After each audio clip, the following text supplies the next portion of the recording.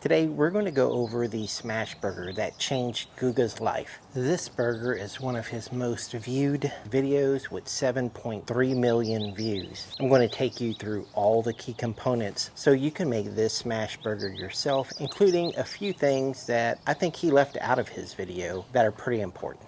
I'm Johnny and you're watching A View to a Grill. The first thing we're going to talk about is the meat. The meat that is used is an 80-20 ground beef, and this is nothing special. It comes straight from your grocery store. The reason why we use 80-20 meat is because of all of this fat content. And we're also going to weigh this out to 2.5 ounces. Consistent sizing gives you consistent cook times and consistent results. When you're doing this smash burger, you want all of your components to come together fast and at the same time. Now just take your 2.5 ounces of ground beef and form loose balls. You want to be sure to have some gaps in the balls because these loose balls with gaps and air pockets will play a key role later on in the cook when we're actually smashing them. Now let's talk about the sauce. Our sauce is a very simple sauce. All we need is yellow mustard, mayonnaise, ketchup, Worcestershire sauce, and some hot sauce. In Gugas' video, he actually used this Mendez hot sauce, but currently it is not available. In a bowl, let's pour in 4 tablespoons of ketchup, 3 tablespoons of mayonnaise, 1 tablespoon of yellow mustard, 1 tablespoon of hot sauce, 1 tablespoon of Worcestershire sauce. Now we can give all of that a stir, and when I was done, my sauce looked like this. To finish out the burger, we're also going to need some American cheese, and that's because of the way this cheese melts and the creamy texture and flavor that it gives. For the buns, we're going to be using the brioche buns. They're actually amazing and super soft. They happen to be my favorite hamburger buns to use. Now when making this burger, everything comes together super fast, and it's important to have everything ready to go. The sauce is ready. Let's go over the equipment. Guga makes a real point on using cast iron for these smash burgers. Cast iron holds heat well, and you can get cast iron super hot, and you need an extremely hot griddle in order to pull off that sear that you're going to see later. For the spatulas, Guga shows you some spatulas that are similar to these. Instead of having multiple spatulas, I like to use this single spatula. The Lamson spatula has a sharp edge that is wide, so you'll maintain contact all the way through the flip. One thing that Guga doesn't mention in his video is actually how hot his cooking surface is. So I like to take mine over 400, 425 is ideal. And to know how hot your griddle is, you can use an IR gun. One of the items that Guga does not list in his video is seasoning. I'm going to be using my own all-purpose rub, which is salt, pepper, garlic, and onion. And if you don't know, I have an Instagram page. If you wouldn't mind going over to Instagram for just a second, giving me a follow, I'd appreciate it a lot.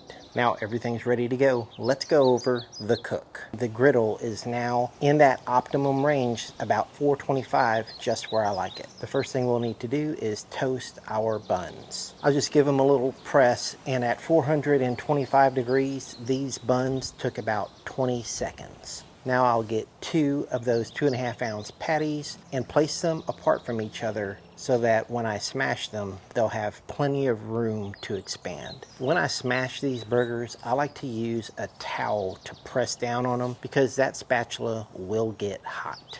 Another reason why I like this spatula so much is that you don't need parchment paper. When you're done with the smash, you can just slide the spatula right off and it will release. And I held these patties down for about 8 to 10 seconds each. Next, I'm going to season the patties just a little bit because they are so thin.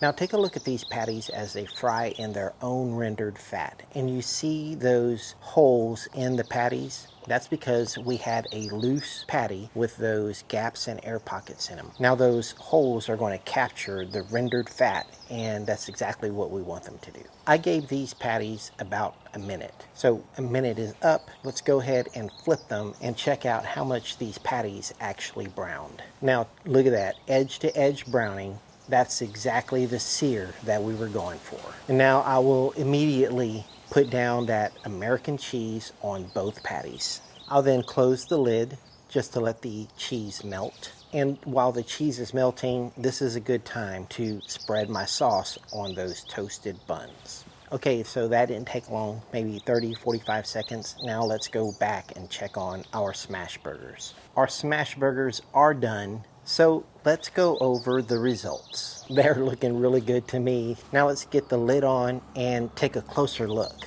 And what I want you to notice is how juicy this burger is. You can see juices and rendered fat just dripping off of this burger. So if you've ever wondered how can a well done burger possibly be juicy, this is actually a lot juicier than a medium rare burger. Now let's give this a taste, and you see that there's still a lot of drippage. The burger is hot. It is 100% delicious. And you'll find yourself wondering, how is it possible that a burger this simple is so dang good? Now let me show you how it looks inside. And you see that the cheese has turned into this creamy sauce. And just look how moist it is. So I just went ahead, finished off the burger. Now we get to that question.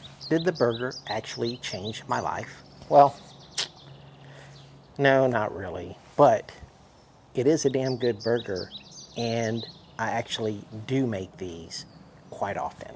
Now, if you haven't already subscribed to A View to a Grill, you're missing a lot of stuff. You need to subscribe. You don't want to miss all the things that are going on back here. Thank you for watching A View to a Grill. I'll see you guys next time. Take care, y'all.